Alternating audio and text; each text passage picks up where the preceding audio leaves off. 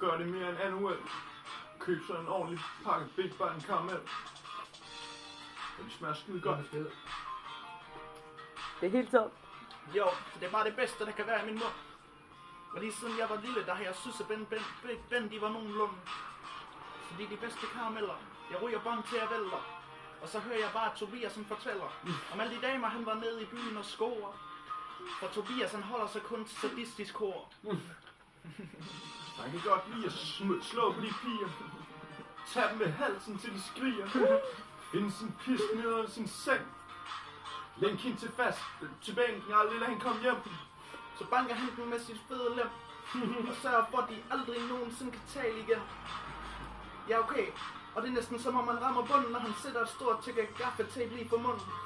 Han er smart, han finder altid de fulde piger, og slinger i valsen. Tager dem i hjelmen og stikker pikken i halsen. Gaber dem hårdt, langt ned i